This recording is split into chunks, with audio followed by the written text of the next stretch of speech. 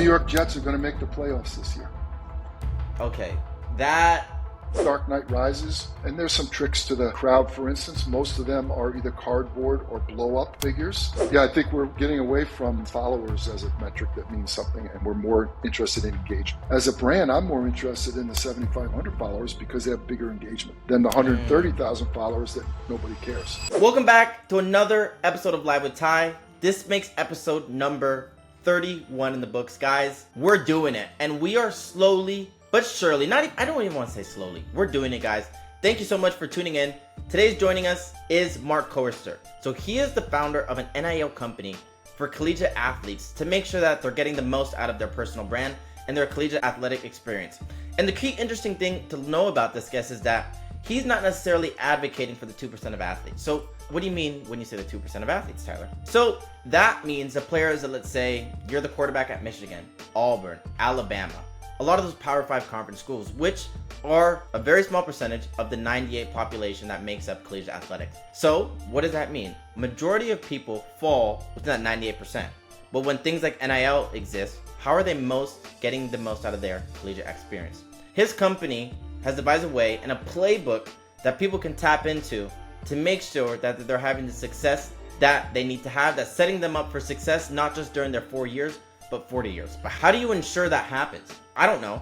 So that's why I've invited him here on this platform to tell us how to get it done. Again, a lot of you guys watching are student athletes. This episode's for you. Right now, before the episode starts and before he joins up, I want to stop what you're doing and make sure that you're hitting that notification button and doing the subscribe and follow button on whatever platform that you're listening to this full content on. If that's on YouTube, hit that subscribe button. If that's on Spotify, hit that follow button. Again, we are creating stories that inspire people, and we also want to make strategic partnership with brands and companies that best benefit you guys and the journey that you guys are about to embark in.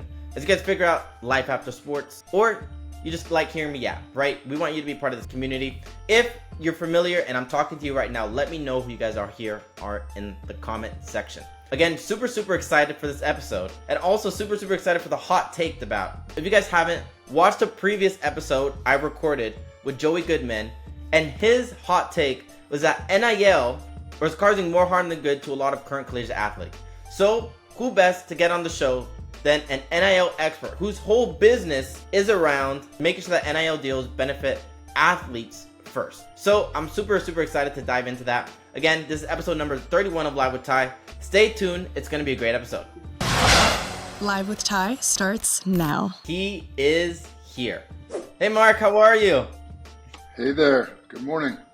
Good morning. Thank you so much for joining me, man. I'm super excited for our episode. So before we get into it, can you give a little bit of an intro, let's say, of what you do from a business perspective right now, and what's your background in sports and athletics? I know you differentiate between the two.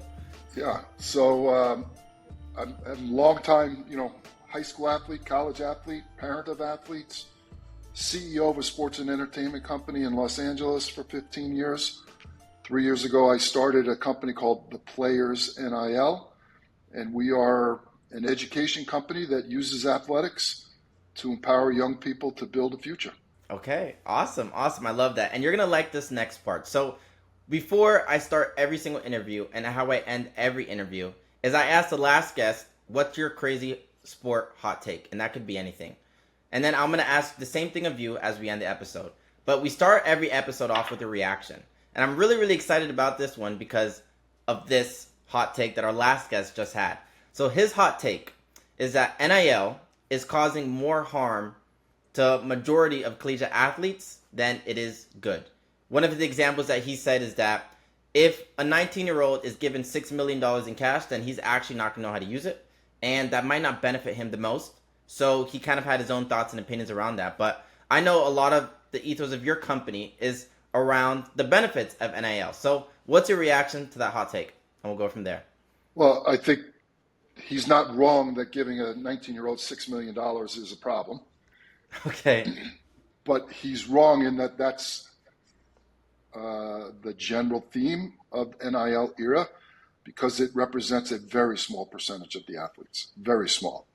And the majority of athletes, 98%, are using NIL in a positive, healthy way to change their lives. So I would disagree with his take as a general guideline, but his individual example is a challenge for sure.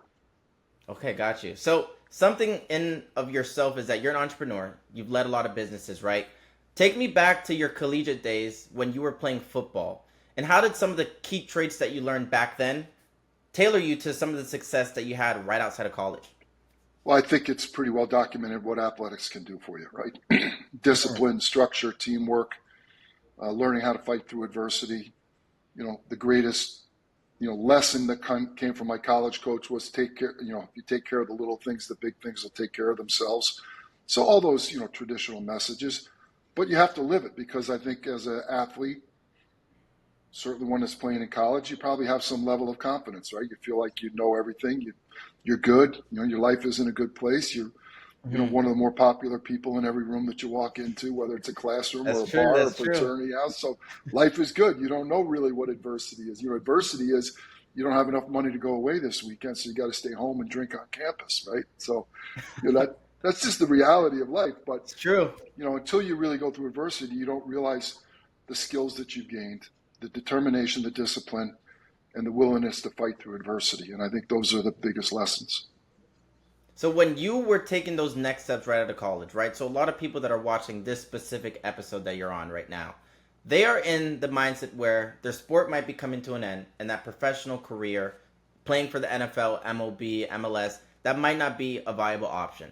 So there's a lot of anxiety, stress around what's that next step going to be, right? And they've been told this mission where, sports can benefit you in a lot of different ways. But right now, from sitting in that chair personally myself, sometimes you realize, okay, like how, right? You said something that you said is that you don't necessarily know how sports is going to set you up for success until you go through adversity, right? But right now, they're feeling that they're in an adverse situation in the sense that where are they going to take their next steps right outside of college? They had their passion, they lived out their dream, and as you said, life was good, right? But now they got to figure out what's next. So in your personal journey, how did you use sports to kind of align your next step right outside of college? Well, I didn't, right? So it was a cliff, right? My first career had nothing to do with sports. And I had been an athlete my whole life and involved in sports. So I fell off that cliff, right? I was lost. That first football season out of college, I didn't know what to do with myself. I woke up on Saturday mornings, I tried to watch television and get excited about football, but I was, I had the jumps, right? The nerves going. So, I think we have to go back though, Ty. Let's think about, why that happens. And I think we now know, and we have an opportunity to change that narrative. And that is stop creating the mindset that your whole self-worth is just as an athlete. And what we try to teach at the Players NIL is, who are you besides an athlete? What are your interests? I see behind you, you have pictures and, mementos and pieces of your life. Those are part of who you are as well. And I think the best thing we can do is empower athletes with the confidence to build a broad base of self-worth so that when the ball stops bouncing and that first off season happens that you're not part of, or first season happens that you're not part of a team, you still have interest. You still have things that you feel good about, things that you can chase. There's still a passion that drives you. And I didn't do it. We didn't know that back in those days. This was very regimented. No one cared about feelings, right? No one cared about how you felt. No one cared or felt sorry for you. This is life. Get going. And that's still true, but I think we're a little bit more aware, a little bit more sensitive to the mental health aspect of athletes in particular, and how, they've been idolized since they're 7, 8, 10, 12 years old. And when that's taken away, when they look in the mirror, what do they see? I love that. And that actually brings me to one of the new segments that we're having on the show, and it's called DMs Open. And how this segment works is that, especially to your business and the advice through what you've been personally, for athletes that are struggling right now, right? They are struggling and having that identity crisis of, what do I like? What is that next step going to look like for me right outside of college? If there's one message that you could send them via DM to all the athletes struggling, so a lot of that 98% that you're talking about, what's the one message that you would tell them right now? You've accomplished great things if you were a high school athlete, if you're a college athlete. leverage that. Learn how to take advantage of that and use your celebrity as an athlete. Look into the future as far as you can. So here's the DM message. Don't worry about today. Look down the road and create a path to what you believe success looks like. I love that. I love that. That is amazing advice. And again, guys that are listening to this episode, again, you guys heard it from the man himself. It can be scary navigating those next steps, right? But again, what we're doing here on this channel is empowering you guys and equipping you guys with the tools to make sure that you don't necessarily have to go off that cliff, right? You can start to be proactive in setting the success that you're going to have in your own journey. So Mark, thank you so much for sharing that. That's some invaluable insight.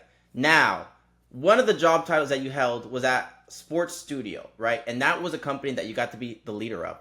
That company is super, super cool because it was at the intersection of sports and also TV. And we'll definitely get into that. But what were the steps that allowed you to kind of be in that position, following that some of your first roles right outside of college had nothing to do with sports? How did you set yourself up, to be in that position? Yeah, so it's called networking, right? And so, never forget someone that you met, shake a hand. In those days, it was exchange a business card. Remember people that have been part of your life, stay in contact. Be a good storyteller. Who are you? What are you interested in? Work hard, achieve some things. And what happened to me was I had done all those things without any real intention of going to Hollywood. But lo and behold, the opportunity presented itself. And, my personal passion for sports and interest in athletics had an opportunity to marry that with my corporate experience, my sales and marketing experience, my leadership, my team building experience. And I became a good candidate for this company. And, I got lucky, but it wasn't luck. I had built a brand as a reliable, trustworthy, passionate individual and a good leader. And that's what created the opportunity.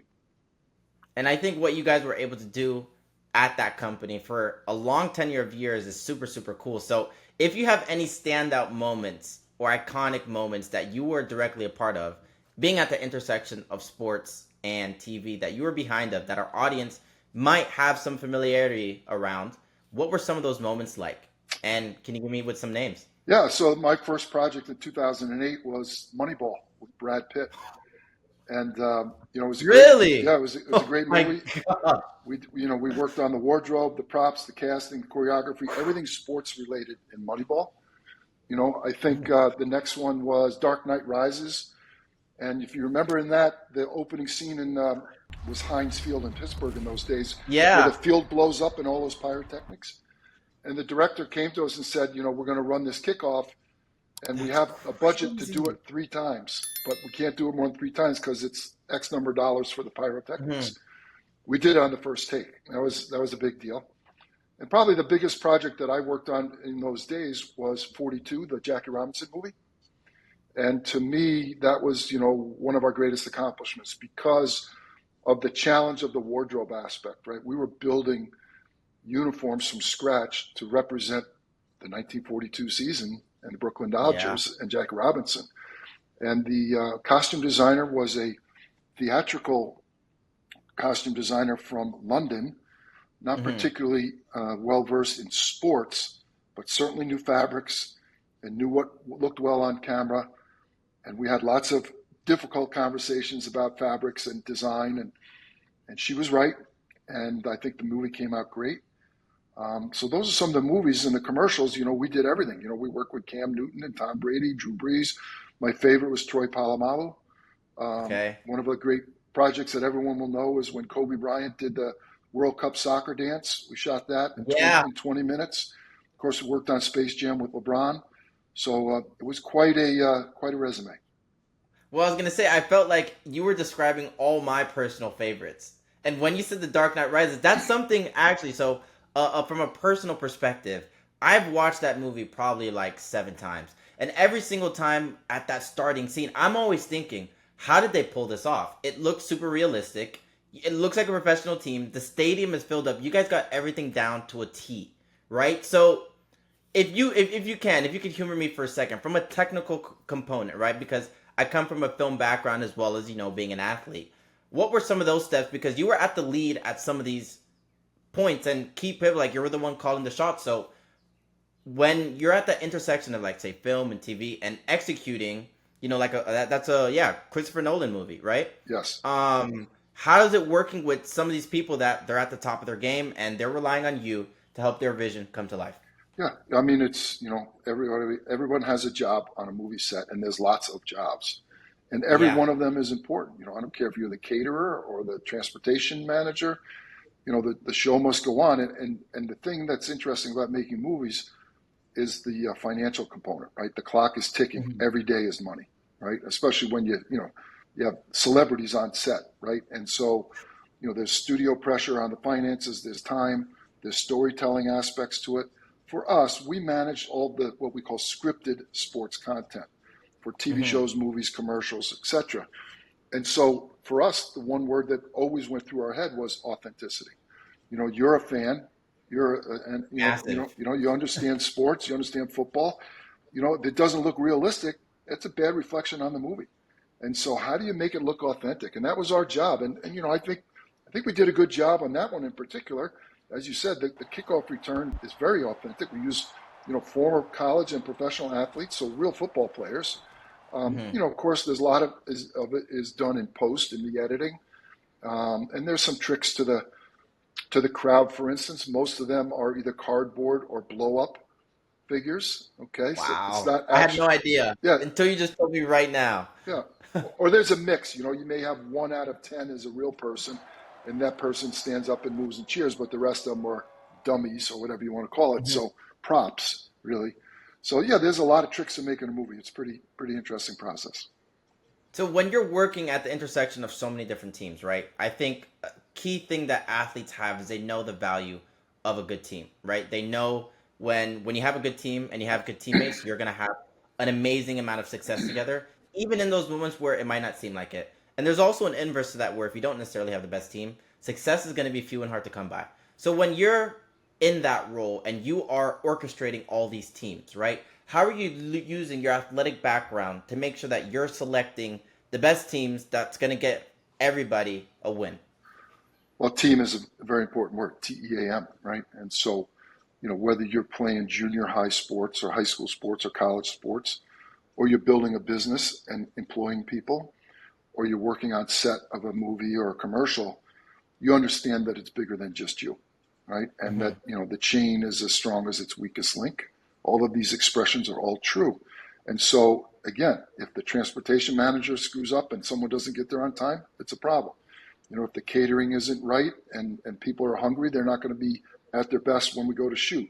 If the extras aren't in place and well behaved and well informed about what they're doing, so it's teamwork, right? It's and look, not everybody can do it.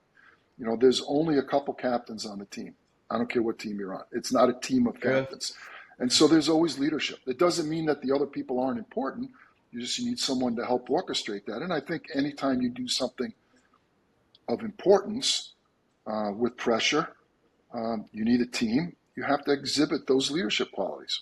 I couldn't agree more, and thank you so much for sharing that. So, I want to talk about the current business that you have, and we'll definitely get there. But to me personally, being right out of college, it seems like you had the coolest job any sports person could have, movies and sports, and you helped to create both. For some, whoever's watching, you guys have definitely seen, Mark's work, right? But now he's taking those talents to another arena.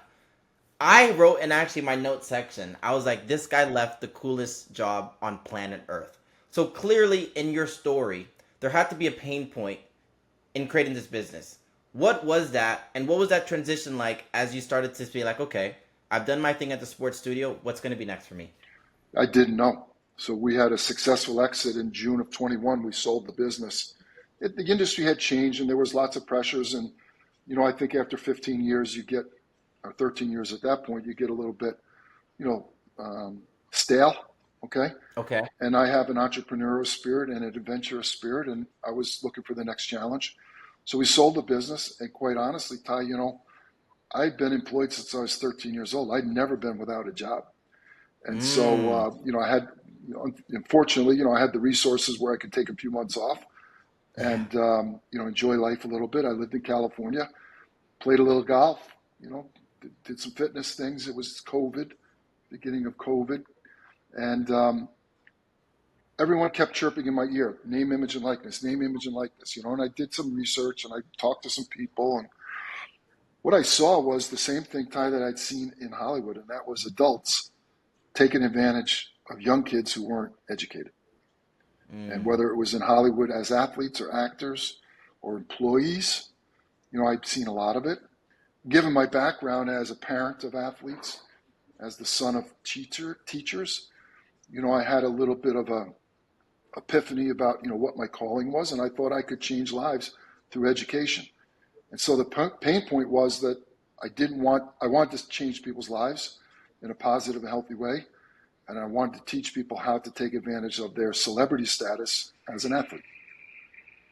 And that's what allowed you to create the business. So when it comes to, let's say, starting a business, there are a lot of, pain points that come with it. And you had scaled a couple businesses at that point. So when you were selecting your own team or making sure that you're properly executing this idea, what were some of the practical implementations that you went about making this an actual profit generating business for you? Yeah, well, I think the first thing is you have to have a vision. What is it that you want to do? Where do you want to get to?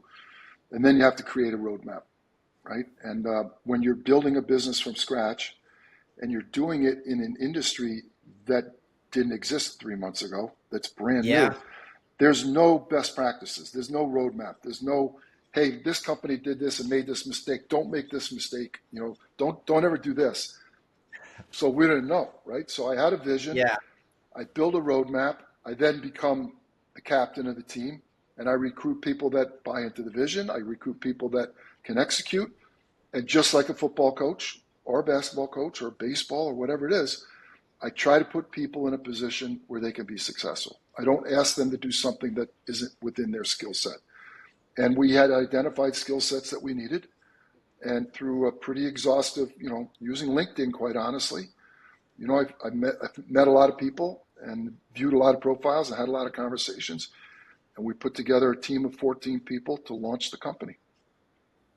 And you guys just went on from there. That is so brilliant. I think a unique part about your company, when you think about NIL, so you start to think about, like the Nico Emiliavas or the Bryce Youngs, the people that are having the crazy deals, right? But it looks like you are looking out for the 98%, right? The people that aren't necessarily getting that $6 million NIL endorsement deal. Why is that? And what drew you to looking out for the little guy? Well, first of all, those athletes that you mentioned are getting paid a lot of money, but none of it has to do with their name, image, and likeness. Let's make that distinction. That's called pay for play, right? They're getting paid to run fast and jump high, right? To win games.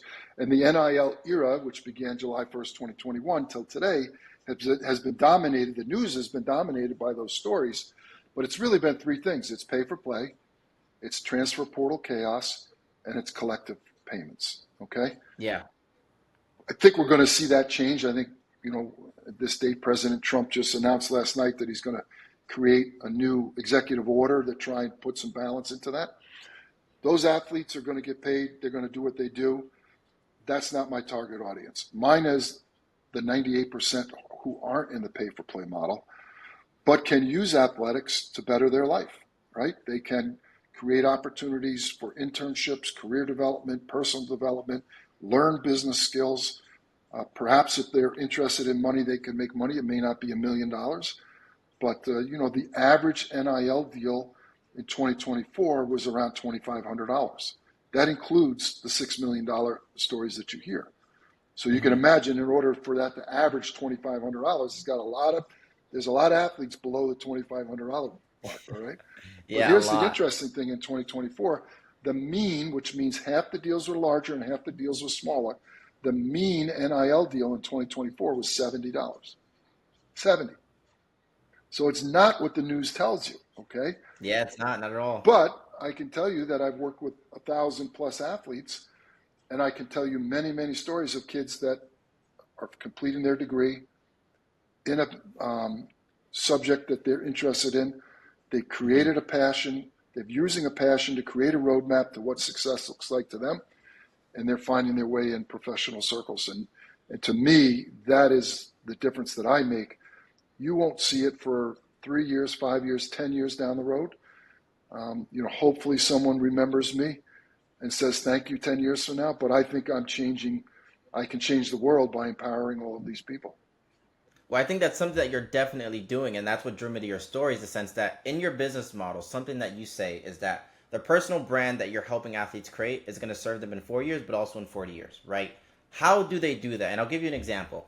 So let's say I produce content. My brand is around, they know me as a soccer player, right? But let's say I want to be a surgeon one day, right? So my personal brand is going to go and evolve. How does your company help me make that organic so that people can really fall in love, what you said, with my story and allow it to grow and develop outside the realm of just sports? Because when I hear personal brand right now, personally, I'm thinking, okay, the biggest pain point is going to be when I have to hang up the cleats, because my personal brand is going to disappear. And I think right now what a lot of student athletes struggle with is the sense that there's so much of their identity that's wrapped up in the sport that they play, right? But again, less than 1% go on to be at all the major leagues and things like that. So how have you been so successful as helping athletes navigate that process when your personal brand is going to stick with you whether you're playing or not? All right, so let me address what you said. You said that your personal brand is associated with sports, in this case, soccer, right? Yeah. Well, that's because that's the narrative that you allowed to be told. Okay. No, Tell me more. you have not shared with us the other interest, right? And the other dream, if it is med school or whatever it may be. And so while sports is important and gave you the opportunity to get where you are today, unbelievable, great, congratulations. The first question now to answer your question, the first question that I ask when I speak to young people, what does success look like to you, Ty? 5 years, 10 years, 20 years down the road. Where do you want to be? Where do you want to live? What do you want to do? What kind of job do you want? Do you want a family? Do you want an apartment? Do you want a house? Do you want a farm? You want to live in the United States? You want to live in Europe? Where do you want to be? And look, you can change that, but you can't start that plan until you have a plan. So what does success look like to you? Let's put a stake in the ground. And then what are the milestones that you need to achieve working your way backwards to today, right? So let's create a roadmap to success, your success, all right? And today you're a content provider, but what is your real brand? Like, who are you? And what do you stand for? And what do you want the audience to think of you? You may think that you have a brand, personal brand. You may believe what your personal brand is. It doesn't make any difference. Brand is what other people think of you. So how are you perceived? Are you smart? Are you intelligent? Are you funny? Are you well thought out? Do you have a plan? Do you have an interesting story that engages people and makes people connect with you? Right? You should be building your brand around the whole person. And when it comes to asking some of your clients that question, right? So specifically, it's for younger people. When you ask, okay, where do you want to be in 5 years? They might not know what that answer is for themselves. I know right outside of college, I didn't. And to be completely frank, some part of me still doesn't, So do you help them in coming up with that plan that's still being true to themselves? Because if you're coming, let's say, right out of an institution like college and someone hits you with a 10-year plan, I'm like, man, I don't know where I'm going to be in 6 months. How am I supposed to know where I'm going to be in 10 years? So what is the role that your company plays in solving that problem? Right. It's a great question, Rick. Great question. And many don't know what success looks like, or they think they do. I want to make a lot of money, right? Okay, great. Yeah. Who doesn't, right? Do you know what comes along with that? And you know how to do that, right? So I try to delve into what their passion is, right? And I tell this story. When I was 10 or 11 years old, I was a basketball junkie. I loved basketball. I watched it on television whenever I could, and it wasn't on every day, but I played it every day. I dribbled a basketball every day from probably age 10 to 16, literally every day. Yeah. And I used to watch, there was only 1 or 2 college basketball games on a week on Saturday afternoons on NBC. And the team of the decade then was the UCLA Bruins in California, and John Wooden was the coach. He ended up winning 11 national championships. And in that era, the best player in the country was a guy named Bill Walton. Yeah. And I wanted to be Bill Walton, right? I wanted to be the big guy, right? But I watched everything, and I emulated them on the court. And one of the things that I saw, and this drives the passion part, was that they were wearing leather sneakers. Now, I had only had canvas sneakers, Chuck Taylors, okay? They were wearing Adidas Superstars, white with blue 3 stripes. And I was like, man, I want a pair of those sneakers. I want a pair of those sneakers. I want a pair of those sneakers. And there was no internet. You couldn't find it, One day, some rich kid comes to 6th grade wearing Adidas Superstars. And I'm like, where'd you get those? So he told me, where the store was. It was an hour away. He told me how much they cost. So I go to my parents. I go, so-and-so came to school today. He was wearing these sneakers, and I really want a pair of these sneakers. My father was a junior high gym teacher, and an ocean lifeguard in the summer. We didn't have any money. He laughed at me, I said, no, Dad, I really want these sneakers. And I hounded him. And at some point he said to me, I'll make you a deal. If you earn enough money to buy those sneakers, I'll drive the hour and we'll get those sneakers for you. When I'm 11 years old, where am I going to get money, right? So I had to get a paper route. Okay. And I had to save my money. And I had to get 2 paper routes. I helped a friend on Sundays. And I saved $42, and my father drove me there. And I purchased those sneakers, and I treated them like gold. I think I slept with them in my bed, But think about that story. Think about the lesson my father gave me, right? It's having a passion, using that passion to fuel your roadmap. And for me, that roadmap included working hard, getting up at 4:30 on Sunday mornings to do Sunday papers with my buddy, saving money, right? Being disciplined, all of those life lessons that came along with that. And so what I try to tell young people today is, what is your passion? And when they don't know that, I tell, do me a favor, send me an email linking an article that you read every day for the next 2 weeks. I don't care what it is. I don't care if it's the Wall Street Journal. I don't care if it's ESPN. I don't care if it's MSNBC. I don't care if it's Barstool Sports, whatever it is. Send me something. Just send me the link of something that you read that you found interesting.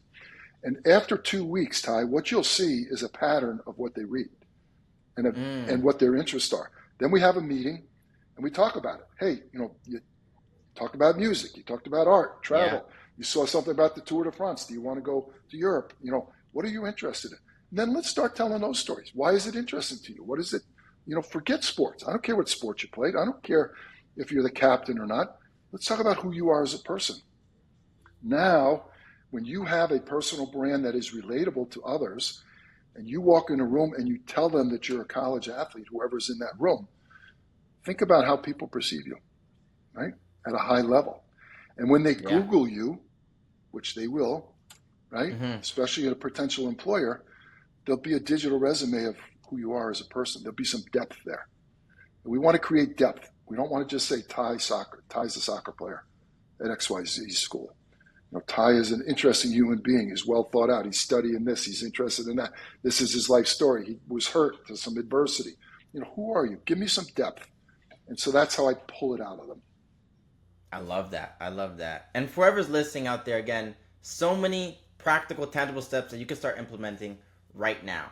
But also another thing that I want to talk about. So when it comes to personal branding, the next question is always social media, right? And sometimes, especially in the social media game, because a lot of people, it seems like everybody's on social media. What role does that play in the personal brand? And is social media the main way that you're telling the story? Well, so far in the NIL era, about 85% of NIL deals are based on social media. So it's very important. Second statistic behind that is 60% of NIL deals are based on local business relationships. Wow, right? 60. So pizza shop, submarine shop, local car wash, insurance company, whatever it may be. So never before in the history of the world can you build a brand quicker than today through digital marketing. You could post a YouTube video that could get 1 million views tomorrow. Think about that. It's crazy. Yeah, it's going to be like this one. It's going to be like this one, yeah.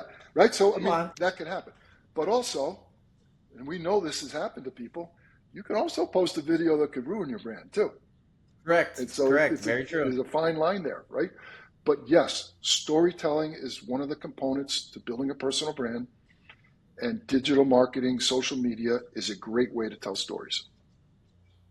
So when you're working with clients, I think a big hurdle or a big hump that a lot of people have to go through is the sense that some people, let's say they might want to be private, right? But in order to have success with digital marketing, everything like that, you need to tell your story.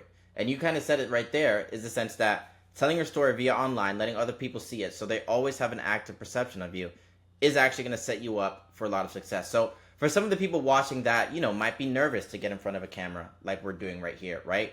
But they still have a value and important story to tell. How would you work with them? So I think, not everyone's comfortable telling stories. Not everyone's comfortable with social media in a big way. Correct. Not everyone wants to be the Kardashians, right? But there are professional websites. Let's use LinkedIn, which I am a strong believer in, where you can tell your professional story. You don't have to show the pictures of the guys at the ocean last weekend getting crazy. We don't need to see that. But are you interested in commercial real estate? Tell me something that you read about. What are you interested in? Urban development? Commercial real estate, residential? What is it that interests you about real estate? Finance? Do you want to raise capital and start your own company? Let's start that professional story, which is a little bit easier to tell. It's not as personal. Certainly doesn't make you as vulnerable as, some of the social content that's out there. And so it doesn't have to be the crazy social content that some people perceive. It could be very disciplined, very structured LinkedIn post. But when you go to apply for a job at a commercial real estate firm when you graduate, and they see that you've written all these articles and read all of these stories about commercial real estate and invested in that industry, it's going to differentiate you from the guy that was on his couch or the gal that was on their couch playing video games all day. Wow. So it's the consistent posting of kind of your story on any digital platform. That's what's going to help people a lot. I really, really love that. And I want to go back to the social media aspect, right? So maybe a false misconception, but this might be true. You're the expert here. Sometimes when it comes to telling a personal brand, when you've gotten really, really good at it, or again, I don't know necessarily, right? Not you yourself, just, with anybody, right? Sometimes that key metric can be only in people's brain, like the amount of likes, the amount of clicks, the amount of reshares, right? Would you agree with that when you're having that crazy interaction, you're successfully telling your story? Yeah, I think we're getting away from followers as a metric that means something, and we're more interested in engagement, right? Okay. I worked with a football player a couple of weeks ago. He had 130,000 followers on Instagram. Yeah. But he hardly ever posts because he was a great athlete, because he had a great following, doesn't make him an influencer, right? It doesn't make him a social media influencer because he didn't have any engagement. He just had followers. I think he'd only had like 30 posts and he had 130,000 followers. Think about that. Yeah, right? That's crazy. But he doesn't. But he hasn't told a story. Nobody really knows who he is. So as a brand, that's one case, right? But let's take another athlete, male or female, doesn't make a difference, that has 7,500 followers. But he or she gets thousands of likes on their post every week, every day, whenever they post. As a brand, I'm more interested in the 7,500 followers because they have bigger engagement than the 130,000 followers that nobody cares. Okay. I like that. So what are some of the pain points? Because again, social media is a game that not everybody's playing, but everybody's actively viewing, right? So when it comes to working with people, what are some of, your secret sauce to getting that engagement up, right? And making sure that, your story is relatable to just about everybody. Yes. Because it's hard. Social media is tough, and, there's editing, there's camera angles, there's consistency. So I want to know about some of those details. Yeah, I think it's about that same thing that we talked about. What does success look like? What are you trying to do? And then you have to be intentional. What is it that you're trying to convey? What do you want people to think when they read your post or watch your video? How do you want them to react? If you're just saying, hey, it's Mark, I'm eating tacos for lunch. Have a great day. Happy Thursday. That's great. That's fun. And your friends and family probably love it and they'll all like it. But what did you achieve by that? And is that one of the milestones to get to what success looks like to you? So number one is you have to be intentional. What are you trying to accomplish? Number two is you do have to be regimented. So you need to build out a calendar, and it's just like finances. 1 and 1 equals 2. It never equals 3. It never equals 4. And so if you don't build out a content calendar and you miss a week, you've lost all that momentum. So you have to be regular and you have to be disciplined. And then what is the content strategy? What are you trying to achieve? You want to gain followers? You're trying to get a job? Are you trying to build an NIL brand that the local pizza shop would be excited about, right? What is the intention of your content?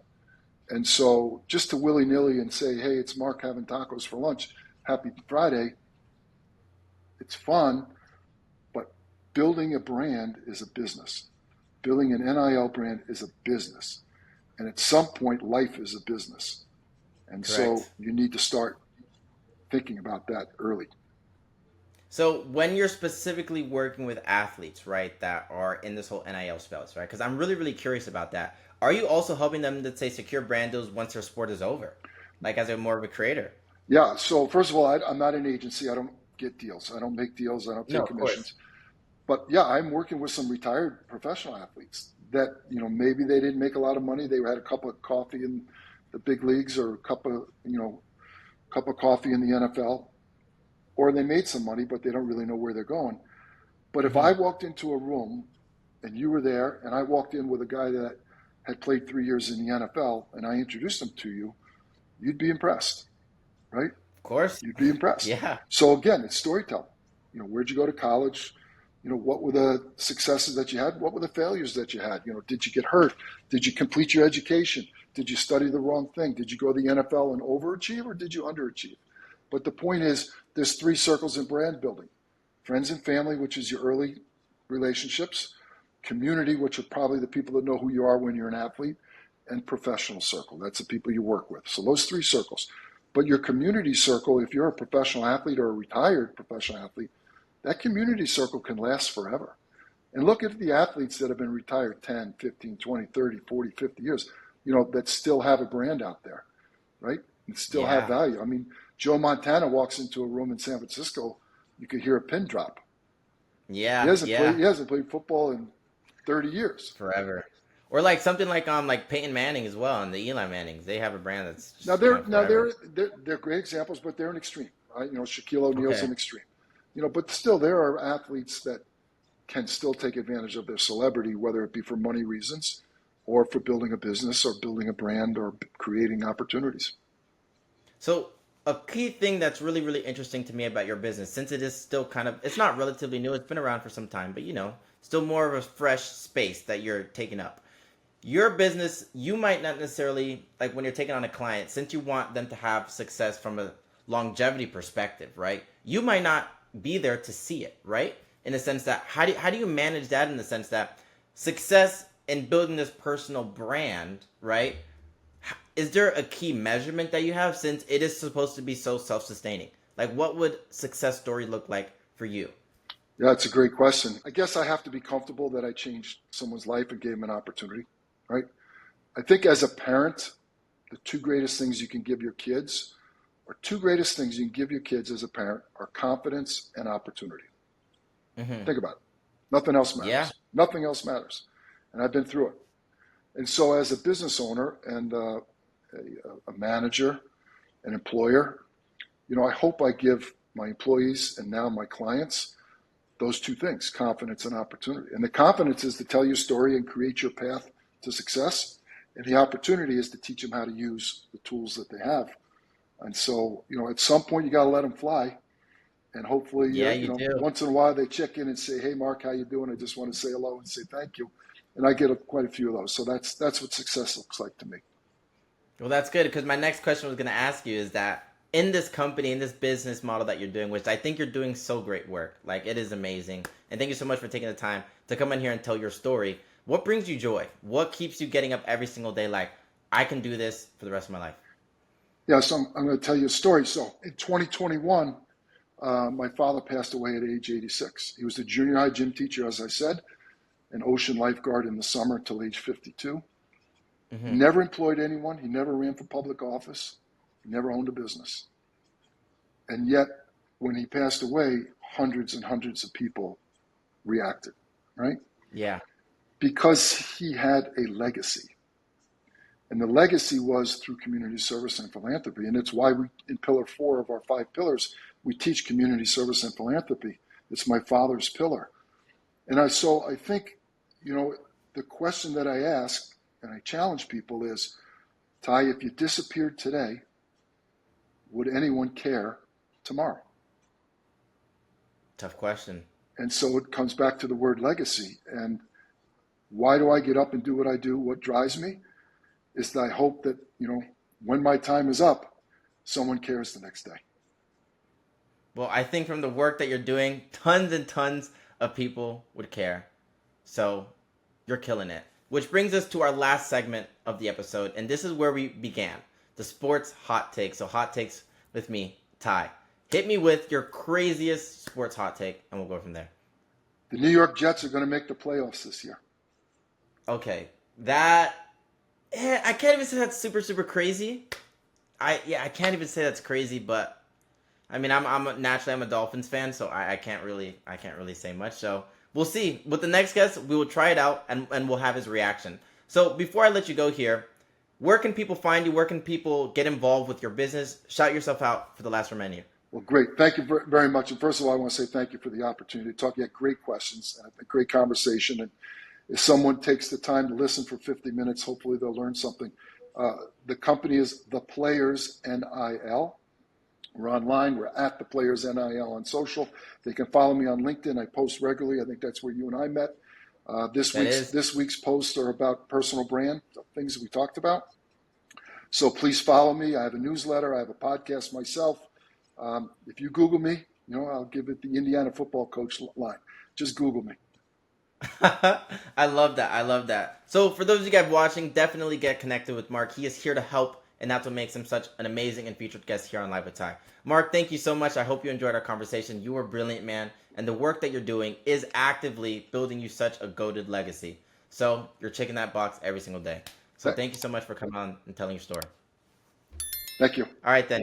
You take care. There you guys have it. Episode number 31 of Live with Ty in the books with Mark. Again, such an inspiring episode in such another niche industry. And again, the same method and principle applies. Using your sports and athletic experience to catapult you into business success. He talked about the elements of team, grit, authenticity, and leaving a legacy. All things that touch upon every single sporting event and many of your famous athletes, right? His business is super unique in the sense that he is building around the personal brand. Personally, before I went into this meeting with Mark, I thought personal brand directly involved around the sport that you play. But then when you start to look around and through our conversation, my blinders were be able to take off, where just because your sport ends doesn't mean your personal brand has to end too. You've been known as an athlete for a long time, but there's so many skills and so many traits that you can bring into this next chapter, because sports is one aspect of a beautiful, well-rounded person. And through our conversation, go back and listen if you haven't already. He outlines the key steps in how to do it. And also, if you want to get in touch, I've attached his details down below. That's his business, that's his bread and butter. But again, I mean, he's done some amazing things. I mean, did you guys see the movies that he's worked on? I mean, Dark Knight, Moneyball, I mean, Space Jam, like everything. And the 42 movie, like what? Insane stuff. I mean, I personally think, because again, that's a realm that I'm going to get actively involved in. I mean, that is crazy. That is crazy. And he came on this channel to tell his story. His story is an inspiration, and you guys should all be checking it out. If you made it to the end of this video, thank you so much. Make sure that you're sharing this episode with people who need to hear this content and that need to be inspired to catapult them towards their own success as they navigate their own chapter. If you're here, make sure that you're hitting that follow, like, and subscribe button, and make sure that you're turning on notifications so you don't miss any inspiring content to fuel your own personal journey. Once again, this was episode number 31 of Live with Ty. I'll catch you next time. Peace.